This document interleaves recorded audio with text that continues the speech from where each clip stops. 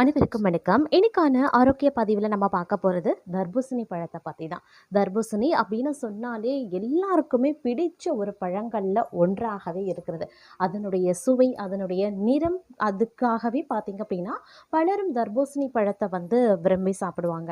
அதிலும் கோடை காலத்தில் பார்த்திங்க அப்படின்னா தர்பூசணி பழம் அப்படிங்கிறத நம்மளுடைய ஆரோக்கியத்திற்கு மிக மிக சிறந்த ஒரு பழமாக பார்க்கப்படுகிறது.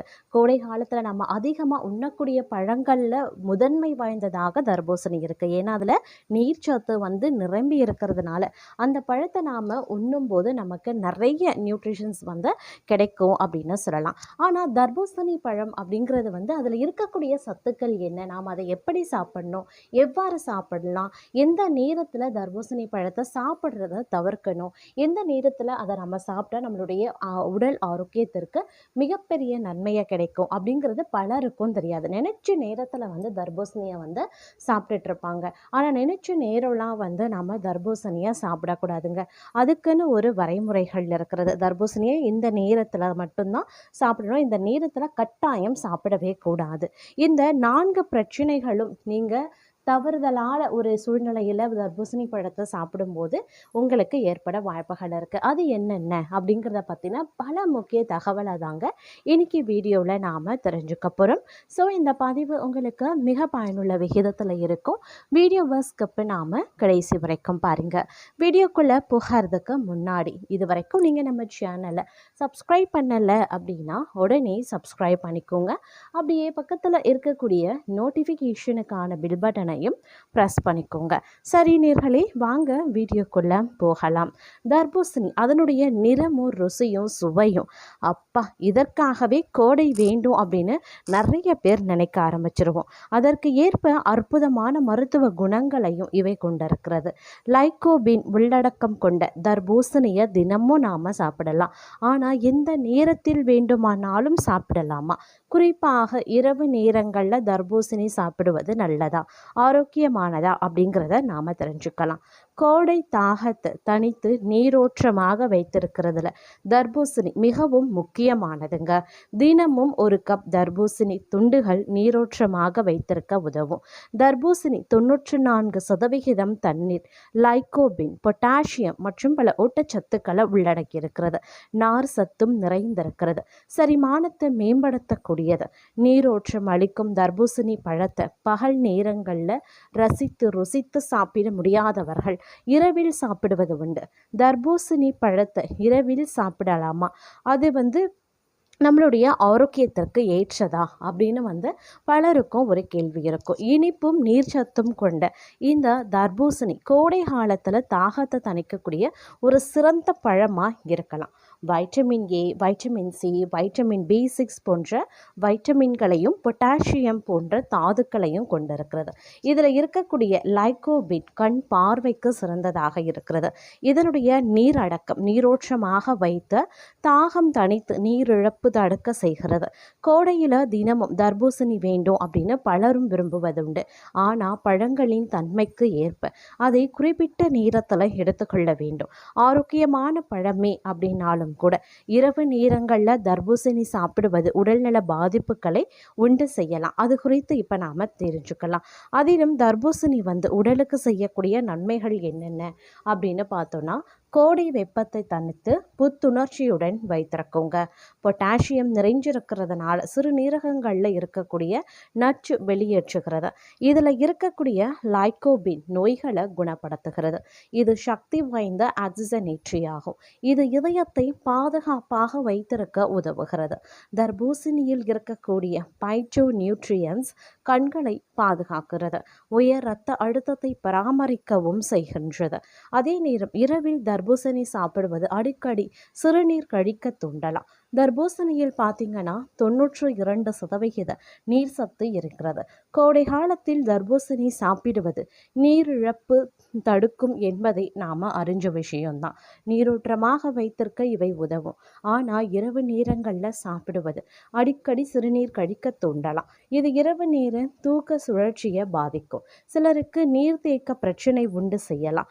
இது அழற்சி மற்றும் அதிகப்படியான நீர்சத்து குறைபாட்டுக்கு வழிவகுக்கும். மேலும் தூக்கமின்மையால் மறுநாள் சோர்வாக வைத்திருக்கவும் செய்யும். இரவில் தர்பூசணி சாப்பிட்டால் செரிமானம் பாதிக்கக்கூடும். தர்பூசணி இரவு நேரங்களில் எடுத்துக்கொள்வது செரிமானத்திற்கு ஏற்றது கிடையாது. குறிப்பாக எரிச்சல் கொண்ட குடல் நோய்குறி மற்றும் பிற பிரச்சனைகளை ஏற்படுத்தலாம். இது வயிற்று கோளாறு உண்டு செய்யும். மேலும் இரவில் செரிமானம் வழக்கத்தை விட பொறுமையாகவே இருக்கும். இரவில் சர்க்கரை மற்றும் அமில உணவு தவிர்க்க வேண்டியது அவசியம். இது போன்ற நிலையில் தர்பூசணி தவிர்ப்பதே ரொம்ப ரொம்ப நல்லது. அது மட்டும் இல்லாமல் இரவு நேரங்களில் செரிமானம் மெதுவாகத்தான் நடக்கும். நீர் சத்தும் அமிலத்தன்மையும் கொண்ட தர்பூசணி செரிமானத்தை பாதிக்கும் என்று ஆயுர்வேதமும் பரிந்துரைக்கிறது. தர்பூசணி இனிப்பு மிகுந்த பழம். இது இயற்கையான சர்க்கரையை கொண்டிருக்கிறது. இரவு நேரங்களில் இந்த பழம் சர்க்கரை தவிர்ப்பதே ரொம்ப ரொம்ப நல்லது அப்படின்னே சொல்லலாம். இது எடை அதிகரிப்பை ஊக்குவிக்கும். சில நேரங்களில் பழங்களின் மீது ரசாயனம் சேர்க்கப்பட்டிருந்தால் அவை இன்னும் பல்வேறு பாதிப்புகளை உண்டு செய்யலாம். மேலும் சர்க்கரை எடை அதிகரிப்பையும் ஊக்குவிக்குங்க. அதே நேரம் தர்பூசணியை நாளின் எந்த நேரத்திலையும் சாப்பிடலாம். ஆனால் ஆயுர்வேதம் இரவில் தர்பூசணி மட்டும் அல்லாமல் எந்த பழத்தையும் சாப்பிட வேண்டாம் அப்படின்னு அறிவுறுத்துகிறது. பழங்கள் மலச்சிக்கலை தவிர்க்கும் என்றாலும் சமயங்களில் பழங்களே மலச்சிக்கலை தூண்டலாம். அதனால் இரவு நேரங்களில் பழங்களை தவிர்ப்பது ரொம்ப ரொம்ப நல்லதுங்க. தர்பூசணி பகல் நேரங்களில் சாப்பிடலாம். நண்பகல் வேலை சிறந்ததாகவே இருக்கும்.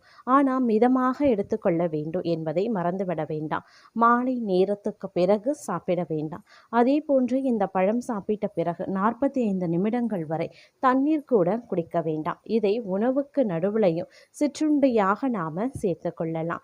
தர்பூசணி கோடைக்கு உகந்த பழம் என்றாலும் பகல் நேரங்களில் சாப்பிடலாம். இரவு நேரத்தில் சாப்பிடுவது அடிக்கடி சிறுநீர் கழிக்க செரிமான ஆரோக்கியம் குறைய செய்கிறது. மேலும் உடல் எடையையும் அதிகரிக்க செய்கின்றது இந்த தர்பூசணி பழம். அதே மாதிரி தர்பூசணியை பார்த்தீங்க அப்படின்னா பல நன்மைகள் அதில் அடங்கி இருக்கின்றது அப்படின்னே கூட சொல்லலாம். ஊட்டச்சத்துக்கள் நிறைந்திருக்கக்கூடிய இந்த தர்பூசணி இதய நோயாளிகளுக்கும் மிகுந்த நன்மையை ஏற்படுத்துவதாகவே அமைய பெற்றிருக்கிறதுங்க. இதனுடைய சுவை பார்த்திங்கன்னா தனித்துவம் பெற்றது அப்படின்னு சொல்லலாம். அதிலும் நாம் கோடை காலம் அப்படின்னு வரும்பொழுது கோடை காலத்தில் மிகுந்த ஒரு உணவாக மிக சிறப்புக்குரிய ஒரு பழமாக பார்த்தோம் அப்படின்னா இந்த தர்பூசணி பழம் இருக்கின்றதுங்க. கோடை காலம் வந்துவிட்டால் தெருவுக்கு தெரு பார்த்தீங்க அப்படின்னா தர்பூசணி கடை முளைத்து விடும் அப்படின்னே கூட சொல்லலாம். ஒரு கண்ணாடி பாத்திரத்துக்குள்ள தர்பூசணியை சிறு சிறு துண்டுகளாக நறுக்கி வைத்திருப்பாங்க. கண்ணை கவரும் இந்த இரத்த சிவப்பு நிறம் நம்மை அறியாமலேயே நம்மை கடையை நோக்கி இழுத்துவிடும். கொஞ்சம் மிளகாய்த்தூளை லேசாக மேலே தூவி தருவாங்க கடைக்காரர். மிளகாய்த்தூள் தூவினால் ஒரு சுவை, அப்படியே சாப்பிட்டால் இன்னொரு சுவை. இரண்டுமே அலாதியானவை. தர்பூசணி சாப்பிடுவதற்காகவே கோடை காலம் வராதா என ஏங்குபவர்களும் உண்டு. குறைவான விலையில் நிறைவான பலன் தருவது தர்பூசணி தான். இதில் பார்த்தீங்கன்னா லைகோபின் என்ற ஆன்டி ஆக்சிடென்ட் மற்றும் அதிக அளவில் ரேடிக்கல்ஸ் அப்படின்றது இருக்கிறது. அது மட்டும் இல்லாமல் ப்ரீ ரேடிக்கல்ஸால் உண்டாகக்கூடிய தீமைகளை குறைக்க செய்கிறது. இதயத்தை இளமையாக வைத்து கொள்ளவும் உதவுகிறது. தர்பூசணியில் பொட்டாசியமும் அதிக அளவில் இருக்கிறது. இது மாரடைப்பு வருவதற்கான வாய்ப்புகளையும் குறைக்கும். இதய துடிப்பையும் சீராக்கும். லைகோபின் மார்பு நுரையீரல், கர்ப்பப்பை, பெருங்குடல் போன்ற இடங்களில் ஏற்படும் புற்றுநோயை தடுக்கும். கண்களையும் பாதுகாக்கும். தர்பூசணியில் beta carotene, vitamin C, lutein, zeaxanthin போன்ற ஆன்டி ஆக்சிடென்ட்டுகள் அதிக அளவில் இருக்கின்றது. இவை மாலை கண் நோய், கண்விழி மிகை, அழுத்த நோய் போன்றவற்றில் இருந்து கண்களை பாதுகாக்கிறது. தர்பூசணியில் 90% அளவுக்கு மேலே நீர்கள் உள்ளது. கோடை காலங்களில் இதை சாப்பிட்டா நீரிழிப்பு பிரச்சனைகள் ஏற்படாது. நடுத்தர வயதினரின் உயர் இரத்த அழுத்தத்தை தர்பூசணி குறைக்கும். தமனிகள் சிறப்பாக செயல்படவும் உதவுகிறது. தர்பூசணியில் இருக்கக்கூடிய லைகோபின் எலும்பை பாதுகாக்கும். எலும்பு நோயான ஆன்டியோப்ராசஸை தடுக்கும். தர்பூசணியில் வைட்டமின் சி இருக்கின்றது. இது நோய் எதிர்ப்பு சக்தியை அதிகரிக்கும். காயங்களை விரைவாக குணப்படுத்தும் ஆற்றலும் இதற்கு உண்டு. இதில் பெருமளவு நீர்தான் இருக்கிறது. கலோரியும் குறைவு. இதனால் இதை தொடர்ந்து சாப்பிட்டு வர எடை குறையும். முடி மற்றும் சருமத்திற்கும் மிகவும் நல்லது.